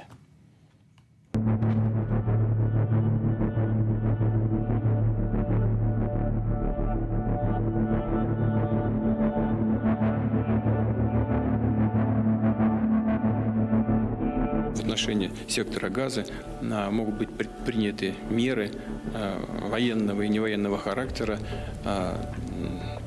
такого же плана, как и во время блокады Ленинграда в ходе Второй мировой войны. Это неприемлемо. He essentially openly sided with Hamas. אצלו כבר זהו, לבן שחור זה סדר עולמי חדש. הוא שובר אותו. מאז פרוץ המלחמה בעזה, שבסך הכל עמדה מאוד משותפת של הציר הזה, הציר האנטי-ליברלי, אנטי-מערבי, אנטי-אמריקאי. החודשים האחרונים מוכיחים שזה הולך ומתדרדר בצורה משמעותית, ואין ספק שממשלה ישראלית צריכה להתאים את המדיניות שלה בהתאמה. במשך שנים ישראל התגאתה במערכת היחסים המיוחדת שיש לה עם רוסיה ועם העומד בראשה. אך ב-7 באוקטובר גילינו בצורה ברורה את מה שהיה לו הרבה סימנים מקדימים. حتى الروسي يعني أرسل رسائل صباح أمس في تعاطف. עד 2006 הרוסים שקדו על בניית יחסים ידידותיים ופרגמטיים עם ישראל. באפריל 2005 התקיים הביקור הראשון של נשיא רוסיה בירושלים. הייתה שם נכונות להילחם יחד בטרור האסלאמיסטי, ומוסקבה הייתה מעוניינת להיות מעורבת יותר בפתרון הסכסוך הישראלי-פלסטיני. התנהלו דברים מתוך דיאלוג, מתוך הבנה, מתוך אויב משותף. וכבר בינואר 2006, אני אז שגריר במוסקבה, משלחת של חמאס מגיעה למוסקבה. כאילו אין כלום. זה כבר לא מחבלים, זה כבר לא טרוריסטים, זה כבר לא מאיימים על שלום העולם. זה בסדר, זה כוח פוליטי פתאום.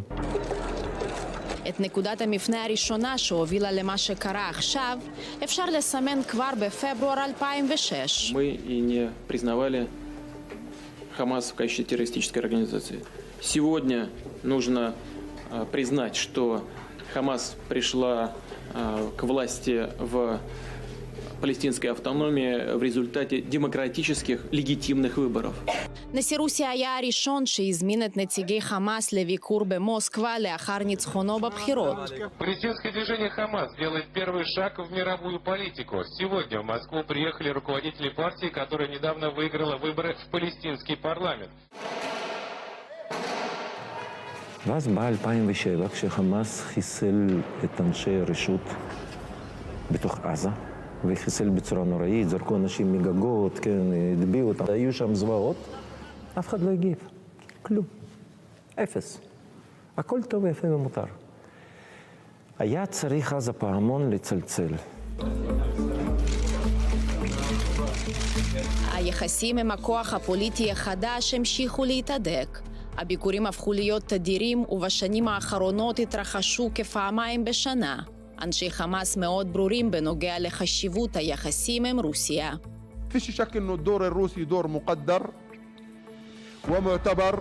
روسيا لاعب دولي كبير ومؤثر. كان لها خلال الفترة الماضية والسنوات الماضية دور كبير.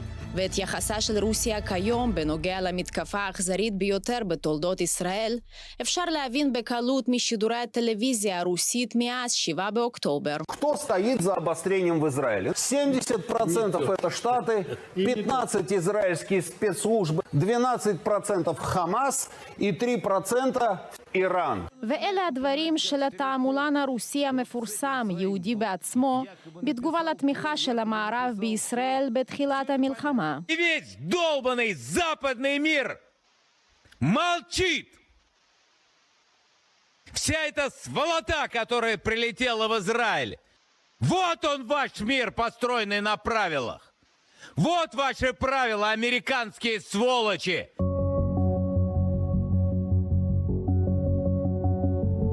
לא שמענו אף גינוי רוסי. מה המציאו רוסים, בשר החוץ שלהם לברוב, כעבור כמה חודשים, אנחנו גינינו. הוא לא אומר אנחנו מגנים, הוא אומר גינינו בעבר, כאילו עכשיו אין מה לגנות. זאת אומרת, וזה צריך להבין, כן? То, что происходит сейчас в Газе, в ответ на известный террористический акт в Израиле, все-таки на войну не очень похоже. Это какое-то тотальное уничтожение гражданского населения. Мы считаем, что это результат политики Соединенных Штатов, которая монополизировала израильско-палестинское урегулирование. He blamed the United States for all troubles in the Middle East, broadly speaking. And if you kind of take his responses over the coming days after October 7th, in their totality, these responses speak volumes of his priorities. ההסברים לכך שרוסיה מוצאת את עצמה באופן ברור יותר בצד של חמאס, נעוצים באינטרסים רחבים הרבה יותר. רוסיה מהדקת את השותפות עם מה שמכונה ציר ההתנגדות, מתוך האינטרסים האזוריים, אך גם האנטי-מערביים. כעת המטרה היא להסיט את תשומת הלב של המערב מאוקראינה, לתת תמורה לאיראן על הסיוע במלחמה, ולעודד יצירת כאוס ומשבר חדש שבו ניתן להאשים את וושינגטון. היא טעות כמוצאת שלל רב על כל אזור של בעירה, כי ככל שהוא ידלק יותר מהר, חלק ניכר מהלבה שיש באוקראינה יוסט למקומות אחרים. Putin has concluded that because Israel is now in a very difficult situation, the cost of worsened relations with Israel is worth the benefits. עד המלחמה באוקראינה, מערכת היחסים בין איראן ורוסיה הייתה מערכת יחסים בין שני צדדים או בין שני שחקנים שאינם שווים. כלומר, האיראנים נזקקו לרוסים הרבה יותר מאשר הרוסים נזקקו לאיראנים.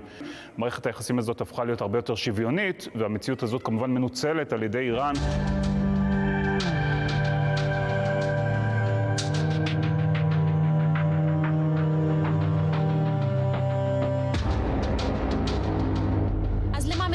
היחסים האלה בפועל. עסקאות נשק מרובות ומשודרגות עם האיראנים, ייצור משותף של מל"טים בתוך רוסיה, שיתופי טכנולוגיות לשיפור מערך ההגנה, סיוע טכני עם לווייני ריגול איראנים וייתכן גם שיתופי ידע בתחום הגרעין. במקרה של חיזבאללה ורוסיה, קיים מערך דו-כיווני גובר בשבע השנים האחרונות לצורך עקיפת הסנקציות המערביות. הנשק הרוסי מוצא את עצמו בידי חיזבאללה עוד מימי מלחמת האזרחים בסוריה.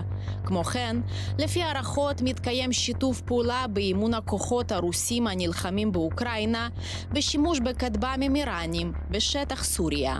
במקרה של חמאס, מדובר בשטח אפור. אין עדות לסיוע ישיר, אך לא מעט נשק סובייטי נמצא בשדה הקרב בעזה.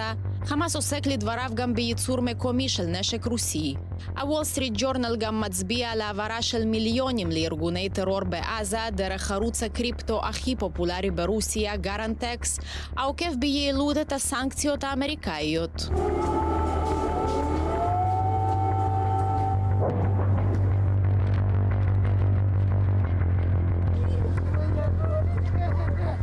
За что погибли дети маленькие, 7 лет, 4 и 10 месяцев. Я не знаю, как я переживу это. З вересня місяця пішли там рекордні застосування. Ви знаєте, що навіть шахет 136, це теж небезпечна зброя. Отношения между Россией и Ираном продолжают укрепляться. выходят на качественно новый уровень по всему спектру направлений. יש הרבה מאוד דברים שאיראן הייתה שמחה לקבל מרוסיה. ידע בגרעין כמובן שזה נכון וזה אולי המטריד ביותר. רוסיה יכולה לעזור לאיראן לקצר את לוחות הזמנים, זה נכון גם על טכנולוגיה של טילים. רוסיה מתהדרת שהיא פיתחה טילים היפרסוניים, איראן כמובן הייתה שמחה מאוד שיהיו לה טילים היפרסוניים, ומערכות הגנה מפני טילים של ישראל לא נבנו ולא תוכננו. רוסיה יכולה לסייע לאיראן מודיעינית. אם היית שואלת אותי את השאלה הזו לפני 5 או 10 שנים, אז הייתי אומר לך, רוסיה איננה מעוניינת שאיראן תהפוך להיות מדינה גרעינית. היום אני חושב שהמציאות השתנתה. בשקלול של הדברים שמשרתים את רוסיה או פוגעים ברוסיה, אני חושב שהם בהחלט יכולים לקחת גם את האופציה שאיראן תהפוך להיות מדינה גרעינית.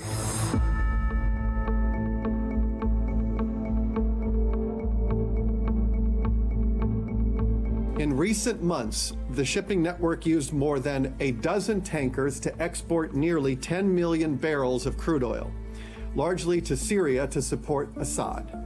ביחד במשך שנים רוסיה, איראן והפרוקסי שלה לא רק עוקפים את הסנקציות, אלא גם מממנים ומחמשים זה את זה. לאיראן יש ידע מאוד מאוד גדול באיך עוקפים סנקציות, כי זה אצלה מאז שהיא נוסדה במתכונת החדשה ב-79 כמעט. לרוסיה יש בעצם את הקשרים ואת ההקשרים שלה. אני רואה את חיזבאללה עם רשת המבריחים שלו שיש לו בעולם בחלקים שונים, גם באירופה וגם בדרום אמריקה ועוד כהנה וכהנה, וגם כמובן במזרח התיכון. אני רואה אותו קבלן מבצעים של שתי המדינות הללו. העדות הראשונה ליחסים הכלכליים האלה נחשפה ב-2018 בידי משרד האוצר האמריקאי. רשת שדרכה המשטר האיראני סיפק מיליוני חביות נפט למשטר אסד באמצעות חברות רוסיות ובראשן פרום סיריו אימפורט, הכפופה למשרד האנרגיה הרוסי. במקביל, כחלק מהרשת, הבנק המרכזי הסורי העביר מזומנים לארגוני חיזבאללה, חמאס ומשמרות המהפכה. דוגמה נוספת, טריה יותר, שאותה מדגיש המכון הבריטי-רוסי, היא החלטת איראן ורוסיה לחבר תקשורת בין בנקאית של המדינות כדי לאפשר העברות פיננסיות שעוקפות את מערכת סוויפט העולמית. למרות שלפי הערכות לא איראן ולא חיזבאללה ידעו על מועד מדויק של תחילת המתקפה באוקטובר, שניהם סיפקו במשך שנים את הסיוע לחמאס. ברוב המקרים מדובר בהברחות ולא במשלוחים רשמיים, אך ממצאים מצביעים על כך שב-7 באוקטובר חמאס עשה שימוש בנשק מתוצרת איראנית, סינית, רוסית וגם צפון קוריאנית. יש כאן מחזור חיים לנשק הזה. חיזבאללה, כשמתיישן אצלו משהו, הוא מעביר את זה. הנשק הישן הזה מפנה את מקומו, ובעצם יש כאן נשק יותר מתקדם שנשלח או מרוסיה או מאיראן לטובת החיזבאללה. חמאס גם התמקד במשך שנים בייצור עצמי של תחמושת, לטענתו בסיוע הרוסים. مصانع كلاشينكوف ورصاصته رصاصة كلاشينكوف عم نصنعها بالإذن من الروس عم نصنعها في غزة صرنا. מאגרי הנשק של ארגוני הטרור בעזה כוללים גם נשק מתוצרת סובייטית מהמאה הקודמת, אך גם לא מעט נשקים חדישים יחסית, שאין לדעת אם סופקו בידיעתם של גורמים רשמיים. Russia does not prohibit secondary arms sales. And therefore, it is very easy for corrupt officials in other countries that when their country purchases Russian weaponry to somehow find their way into third or perhaps even fourth parties. And that is why the tracing process of figuring out how did these weapons specifically end up here is so difficult. בין שאיראן ורוסיה ידעו על מתקפת חמאס המתקרבת מבעוד מועד או שלא, אפשר להניח שהיכולות הצבאיות שהציג הארגון לא היו קיימות, ללא הסיוע של שתי השותפות, שגם הרוויחו מהמתקפה והתקו את היחסים בעקבותיה. Well, I think Putin has communicated indirectly through the entirety of his responses post-October 7th, that no matter how hard he has attempted to cultivate good ties with Israel and balance that with good relations with Hezbollah, Hamas, and Iran, ultimately he's no friend of Israel.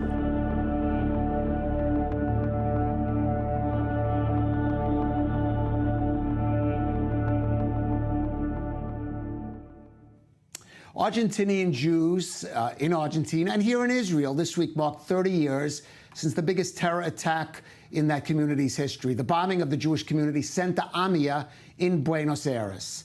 Now, among the volunteers helping survivors of that attack was Gabriela Lemberg, who 29 years later was kidnapped here in Israel by Hamas during its brutal attack on October 7th and later released. I-24 News Spanish show host Nicole Michel attended the memorial ceremony at the Argentinian embassy in Israel and filed this report. It's been 30 years without justice for the attack, 30 years spent investigating the money route for terrorism. The Argentinian embassy in Israel has held an important act in commemoration of 30 years of the atrocious terror attack at the Argentine-Israelite Mutual Association. 30 years ago, on July 18, 1994, Argentina suffered the worst terrorist attack in its history. 85 people were killed and more than 300 seriously injured when the Amia was bombed. The finger of guilt points to Tehran. Suddenly, the power went out and there was a sound of an implosion. I threw myself under a desk as dust filled the air. My colleagues and I managed to escape through the back door on the second floor. It was incredibly difficult to get out, especially when we saw the front part of the building was gone and all the surrounding buildings were destroyed, as if a war had occurred. Gabriela Lemberg lived in Buenos Aires in 1994 and was a volunteer helping the victims. 29 years later, she was kidnapped by Hamas. The twists of fate, the shadow of Iran and its messages. Se escuchó el ruido de la bomba. We heard the bomb, but we didn't know what had happened. When I turned on the radio, I understood that I needed to do something. At the time, I was a psychology student, so I, along with a group of fellow students, volunteered to get as close to the site as we could. I vividly remember the image of the entire building collapse. It is a thought that has stayed with me my whole life. What happened at Amia 30 years ago still affects us. I was kidnapped and fortunately released after negotiations, reuniting with my daughter and sister. My brother and brother-in-law were rescued by the IDF. I am grateful we survived and can think about peace and love, setting aside hatred. I always wish for this and believe that we can achieve living peace with our Palestinian neighbors.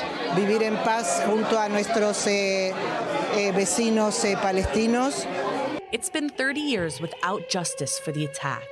30 years spent investigating the money route for terrorism. En 30 años no pasó nada. In the past 30 years, nothing substantial has happened, only words and declarations. There was a memorandum with Iran. Judges were tried, and prosecutor Nisman was assassinated. The Malay government is now taking significant actions, not only in the criminal area to seek justice and prosecute those who escaped, especially the Iranian terrorists, but also the economic area of money laundering. They're trying to prevent the triple border of Paraguay, Brazil, and Argentina from continuing to be a hub for millions of dollars coming from Lebanon, Syria, and Qatar to finance terrorism by Nasrallah's Hezbollah, the same Nasrallah who now threatens to destroy the state of Israel. For Carol Nuriel, the fight against anti-Semitism is a commitment. On the day we mark the 30th anniversary of the Amia attack, We understand the danger of hatred and anti-Semitism more than ever, whether it happens in Israel or beyond its borders. This week, the presidents of Argentina, Javier Milei, Uruguay, Luis Alberto Lacalle, and Paraguay, Santiago Peña, came together to condemn terrorism and pay tribute to the victims of the biggest terror attack on Argentinian soil. The President of the United States, Joe Biden, and Pope Francis also expressed their support through letters.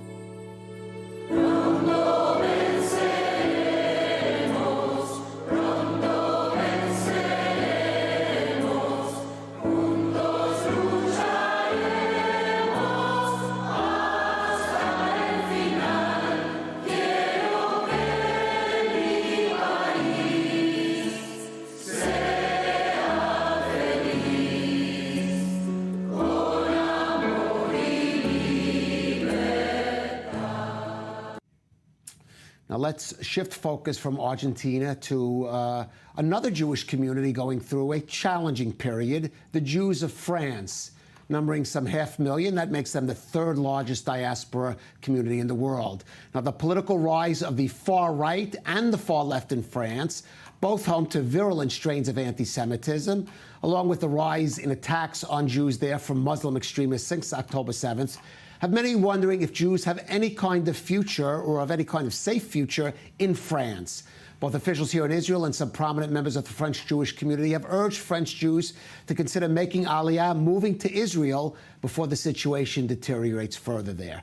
And joining us in studio now is Dov Maimon, a senior fellow at the Jewish People Policies Institute, specialist in Israel diaspora relations, including, of course, the diaspora community of France. And Dov, earlier this month, you wrote a piece for the Jerusalem Post following the elections in France, saying the future is bleak for the Jews in France. How bleak?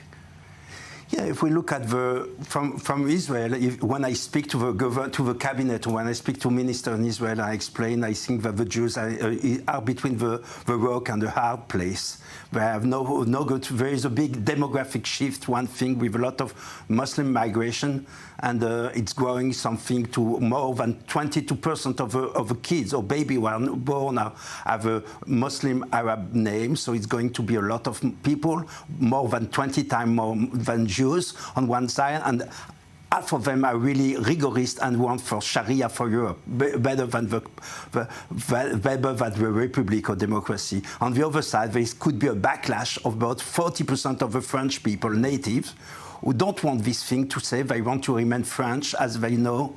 And so there is a kind of, it could be three scenarios in some way. One, it could be Islamization, and could be, and it's not good for the Jews for sure. Obviously not. Yeah, obviously not. Like in Algeria or Morocco or Tunisia, the Jews will have to leave. On the other side, with the backlash, it could be a civil war, and the Jew could be a collateral damage. And also it could be even the reconquista, like in 1492 in Spain, when the Muslims have been run away, and then the Jews have been put outside. So we don't see so much good news for the Jews, but it's very difficult to live. It's very difficult. Well, I want to ask you next about that, because we have seen there's been a rise in French Aliyah immigration in recent years. We've also seen a phenomenon where a lot of French seem to buy homes in Tel Aviv or Netanya, come for the summer, but really they have one foot still in France. What are you hearing? How likely is it that we're going to see really a sort of significant, I won't say mass aliyah, but really a significant rise in immigration from France? No, I think immigration is always a mix of push factors and pull factors. Okay. So the pull factors in Israel is not really a place when it's easy to come now with the war. Especially now. Especially now. And the other side is not so hard for the Jews to leave. So what we are going to see, so that we know America is becoming Europe regarding anti-Semitism, and Europe is becoming South Africa. What happened with the Jews in South Africa? They live in close, residence like that, place with a lot of guards around. Right. And this is probably what will happen. Most of the Jews will have 1 foot in Israel or over to other places, looking for safe haven or something like that. And they also, so it's very difficult because they have business in France, they have an easy life and nice community. Paris is the world capital of kosher gastronomy with 250 50 restaurants, high-quality restaurants.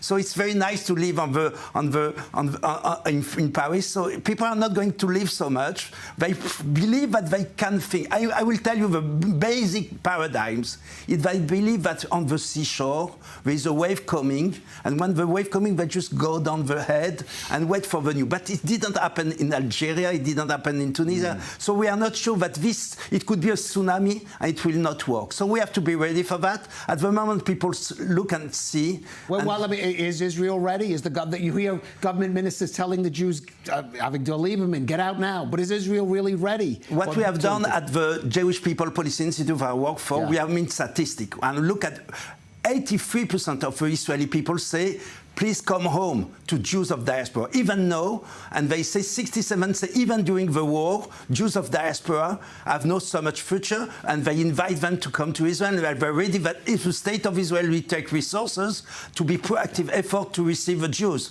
So something is, the Israeli people are ready to welcome them.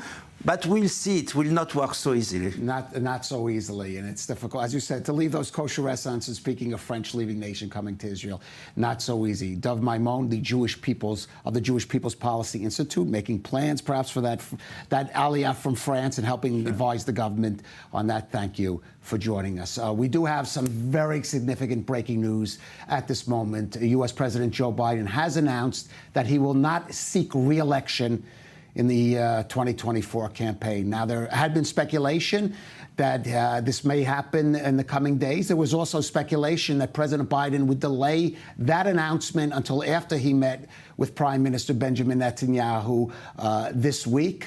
We don't know if this will impact on that. Certainly the White House and President Biden is going to be very preoccupied with who his potential successor is going to be. President Biden, as we know, was under COVID protocol, coming down with COVID, reports of experiencing symptoms of COVID, and that may have affected his decision. And of course, this changes the entire political picture of the United States. Hugely significant news coming out. I repeat again, U.S. President Joe Biden announcing just moments ago that he will not seek re-election. It is going to be a very interesting presidential campaign in the United States there. And of course, I-24 News will be covering it from the Israel angle. Thank you for joining us, though, on this edition of I-24 News. And as I say at the end, let's see the hostages home as soon as possible. Catch the rundown if you can.